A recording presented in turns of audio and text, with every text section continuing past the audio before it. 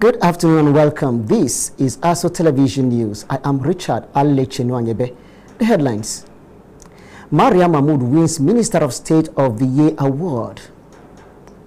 Gwagwalada Council Chairman Giri continues House of Representatives declaration, promises equitable representation.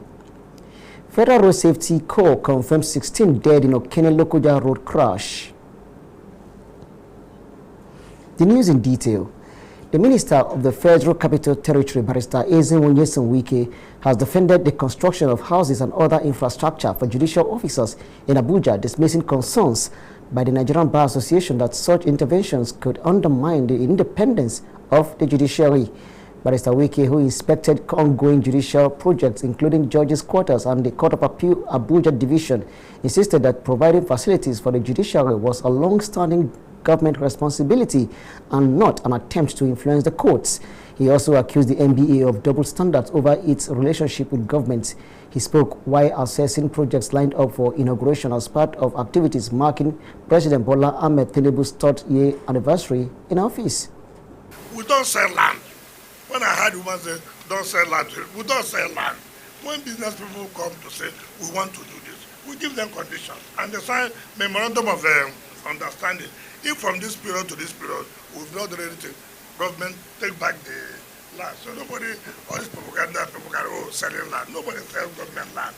We only allocate land for individuals who want to develop, so those who want to go into mass housing, for those also want to do one kind of business or the other. So it's good to clear this fact. Well, did I not say that I will not support your presidential candidate because you have broken the agreement or violated the constitution of our party? And that even though I'm not going to vote for or support your president candidate, in my state, the PDP will win the governorship election, will win the National Assembly election, and will also win the State House of Assembly election. And that promise was fulfilled. Those of them who are saying I couldn't have said so, ask them in their state. In Anambra, where Dan Odasu comes from, what's the position of PDP in that state today? Any one seat? No. Now, not even go to say, why are you going to support? You are coming out from crisis, a major crisis. Presidential election is not councillorship election. And you cannot say you want to contest for contesting sake. And you need to have time to put yourself together. You need to talk about the resources and logistics for you to be able to say, we are presenting a formidable team, or a formidable president candidate that can match the ruling party's candidate. I'm not doing support based on the fact that, I'm not side of PDP, even though I know we will not win. Let it be that. But I don't do that. I'm a realist in politics. The person who picked the president aspirant is my friend. He has come to me and I've asked him a question. Tell me the truth. Reality. In the circumstances where we find ourselves today, is it possible that we can win presidential election? And he said, look, it will be difficult, but it's good to make a trial. I have no problem. But building structure is not only presidency. You must build structure from your various levels, ward, local government, and the states. Look at the states. Look at now you don't have the governors as a result of the crisis, which is a major problem. So all you need to do, how do we build back our party from the ward to the local government to the state level? And to make sure you do that, you go and governance your people. Every election is local. You can win governorship in Rivers State. That same factor may not help you in another state. For me, my interest today is put ourselves together, go back to those states where you think it's possible for us to capture those states. That is my preaching, and that's what I believe in. The Minister of State for the Federal Capital Territory, Mariam Mahmood, has been honored with the Minister of State of the Year award at the 6th edition of the Accolade Yellow Ball and Awards held at the Congress Hall of Transcorp Hilton, Abuja. Speaking while receiving the award as guest of honor, Dr. Mahmood described the recognition as a reflection of the collective efforts of the Federal Capital Territory Administration under the leadership of the FCT Minister, Barrister Nyesom Wike. The minister said the award would further encourage her commitments to the development and transformation of the nation's capital in line with the renewed hope agenda of President Bola Ahmed Tinubu. She added that leadership is about service, compassion, commitment, and creating opportunities that improve the lives of citizens. Dr. Mahmood dedicated the award to residents of the FCT, especially women and youth, and community leaders whose support, she said, continues to strengthen the administration's resolve to deliver impactful governance. She noted that the confidence of residents remains a major source of motivation for government policies and programs. The minister also commended the organizers of the accolade Yellow Ball and awards for promoting excellence, integrity, and accountability in public service. She urged Nigerians to remain united and committed to peace, nation building, and sustainable development as the country approaches the 2027 general elections. The Federal Capital Territory Administration has intensified efforts to encourage civil servants to take advantage of the health insurance scheme and the renewed staff clinic services. Speaking during a health awareness engagement for workers, the head of service, Mrs. Nancy Sabanti Nathan, alongside the Mandate Secretary of Health Services and Environment Secretariat, Dr. Dedolakpo Fashawe, alongside other dignitaries, stressed the importance of regular medical checks, adherence to medication, and access to quality health care under the renewed Hope administration. They also reassured workers that the FCTA had improved health care delivery for enrollees under the health insurance scheme. We celebrate the dignity of labor, but the well-being of those who have served this great Federal Capital Territory. The FCT medical outreach today underscores the unwavering commitment of our health and welfare, providing essential checkups, screening, and care that empower you to continue delivering the excellent services. This initiative reflects the spirit of collective progress. Let us seize this opportunity to prioritize our health, just as we prioritize the needs of our community. To all of us out here, health is wealth. They spoke about hypertension, they spoke about diabetes. These diseases, especially hypertension, is a silent killer. When you start to hear that, oh, there was nothing wrong with him, he just went to work and came back, slept and didn't wake up. Most of the time, it is hypertension. Diabetes as well. How do we ensure that this doesn't happen to us? It's simple. Regular checks. Too often, we speak about national development only in terms of infrastructure, policy, or economic growth. But there's another form of infrastructure that is equally important: the health of the people who serve this nation. Because health workforce is a national asset. The core reason for gatherings like this is simple but powerful: prevention, early detection, and access to care saves lives. Not only in hospitals, not only in emergencies, but quietly, consistently in the everyday lives of workers, parents, caregivers, and families. The outgoing chairman of Gwagwalada Area Council, Alhaji Abubakar Jibrin Giri, has continued his consultation and declaration tour of for the Abuja South Federal Constituency House of Representatives seat with a visit to Gwako Ward, where he pledged to provide equitable and inclusive representation if elected. Giri, who is aspiring to contest under the platform of the All Progressives Congress, the APC, said his visit to Gwako Ward, his political ward, was to formally intimate party executives, stakeholders, and supporters of his intention to contest for the House of Representatives seat in the 2027 general elections. The APC aspirant stated that his ambition was driven by the desire to attract meaningful development, quality representation, and greater opportunities for the people of the Abuja South Federal Constituency. He assured party members and residents that If given the mandate, he would operate an open-door policy and ensure fairness, equity, and effective representation across the constituency. According to him, the experience he garnered as chairman of Gwagwalada Area Council has adequately prepared him for the task of legislative representation at the National Assembly.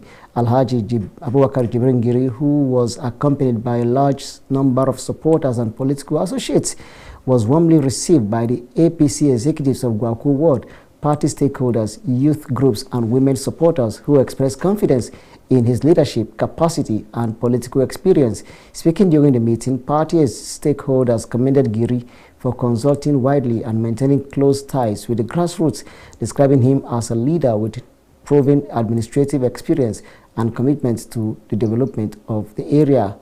The visit forms part of his ongoing consultations across communities and wards within Abuja South Federal Constituency ahead of the party's primary elections. A member of the All Progressives Congress, the APC from Ekiti North Senatorial District, Comrade Ifuye Idowu, has petitioned the national chairman of the party, Professor Nantawe Yelwada, to disqualify Senator Cyril Fasui, who is currently a serving senator and also seeking for a re-election in 2027, Ekiti North Senatorial District. Topsy Gimba tells us more. That report will be brought to you in our subsequent bulletin. The Nigeria Security and Civil Defense Corps, NSCDC, has dismantled a notorious interstate car snatching syndicate operating across the Federal Capital Territory, Nasarawa, Kaduna, Benue, Kogi, and Plateau states. This was disclosed by the Public Relations Officer of the NSCDC, Assistant Commandant Afolabi Babawale, during a briefing and parade of suspects at the Corps headquarters in Abuja. Here is the report.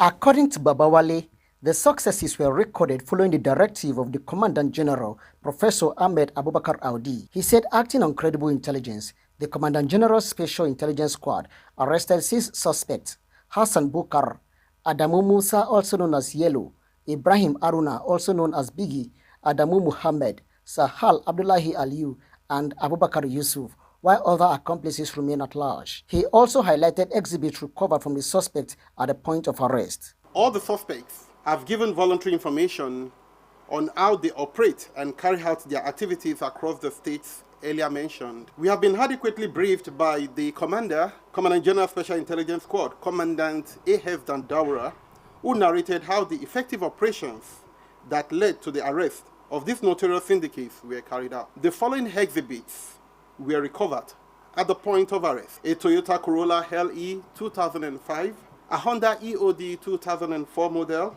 a Toyota Corolla CE, a Toyota Corolla 1998 model, a Honda Accord 2008 model, 8 different vehicle particulars, and 61 different vehicle plate numbers.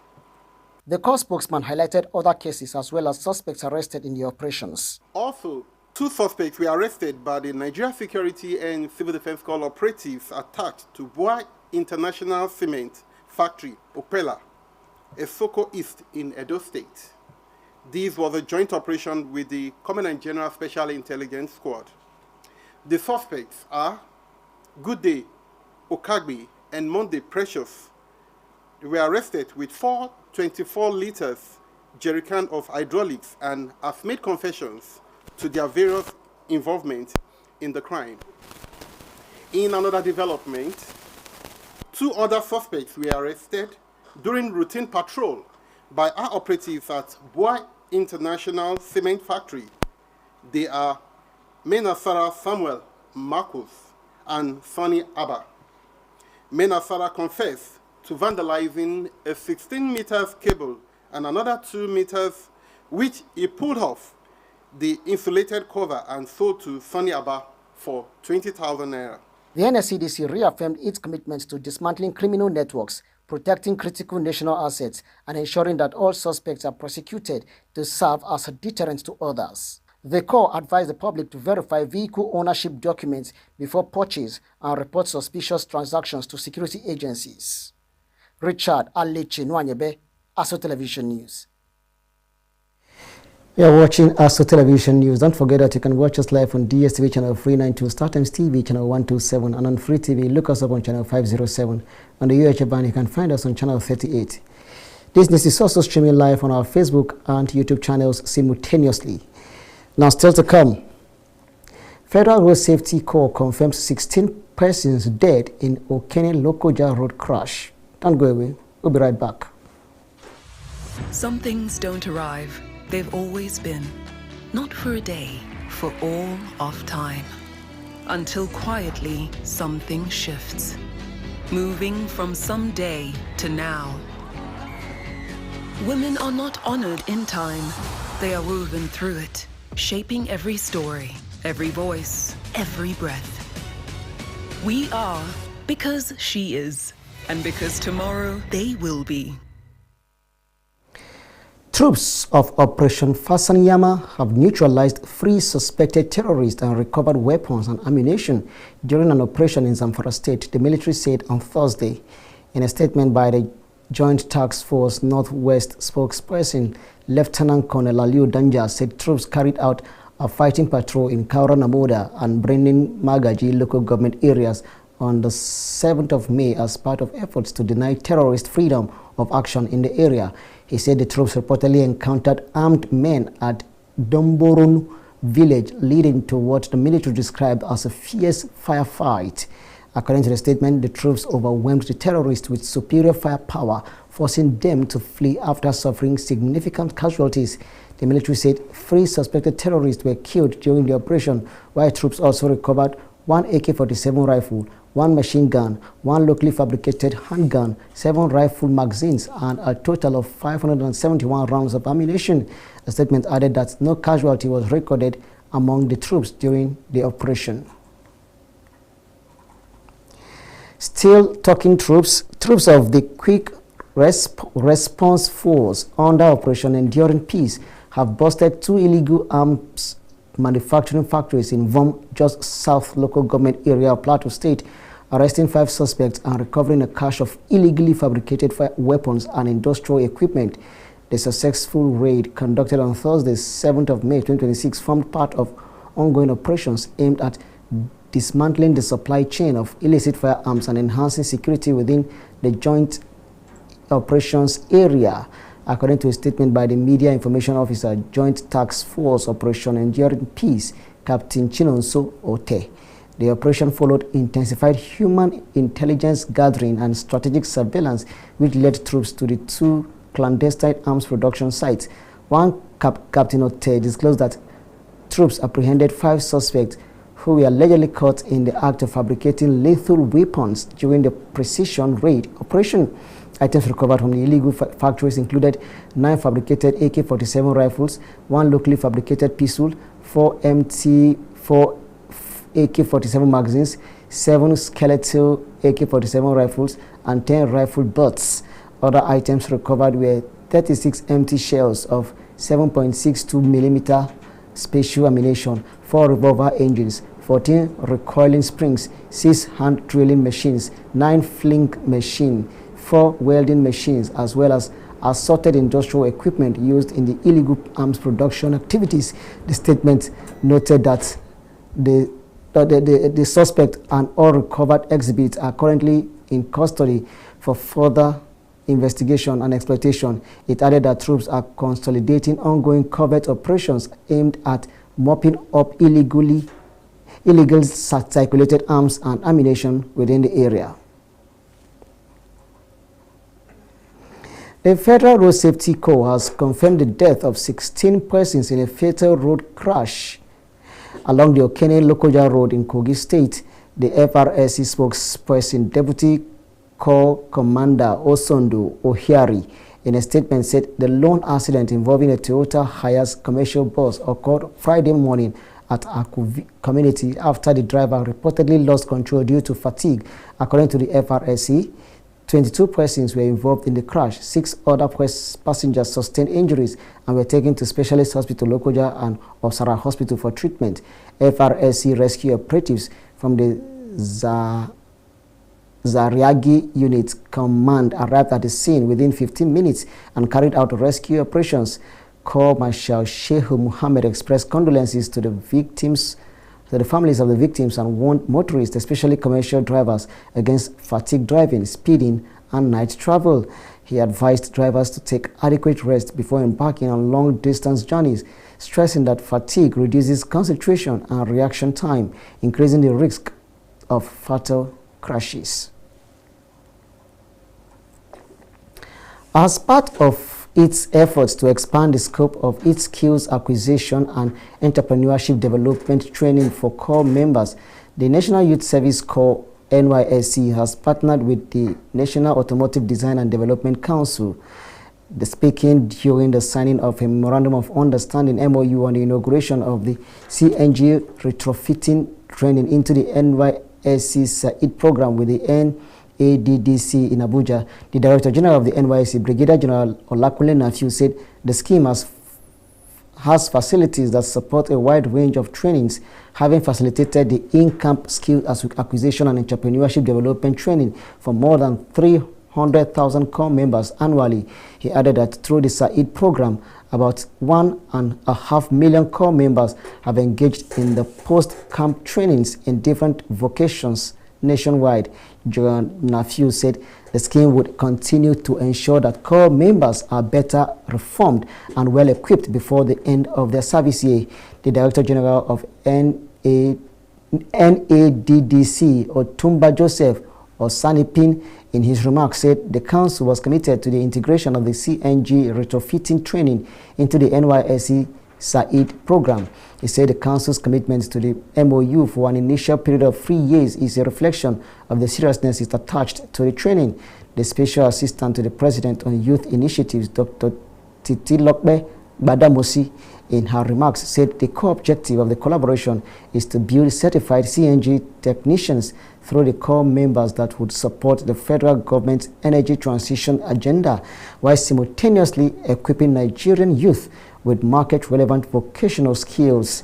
The Minister for Youth Development, Comrade Ayodele Olawande, added that the inter-agency collaboration between NYSC and NADDC could create 5,000 jobs for the youth.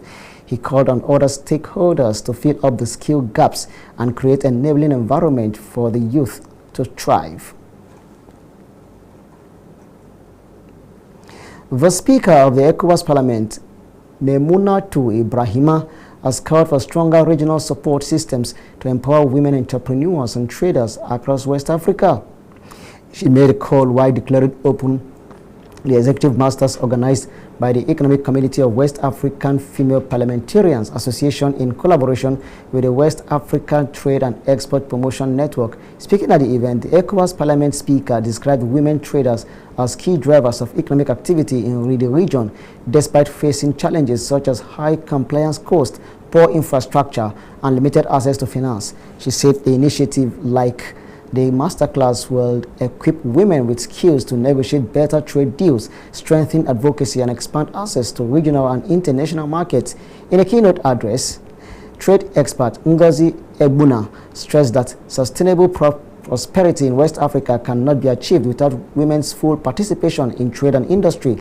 She urged governments and regional institutions to remove barriers affecting women traders, while the managing director of the Bank of Industry, Olasupo Olusi, reaffirmed the bank's commitments to improving access to finance for women-owned businesses across the region. And that brings us to the end of the bulletin. Many thanks for watching. I am Richard Alechenwanyebe.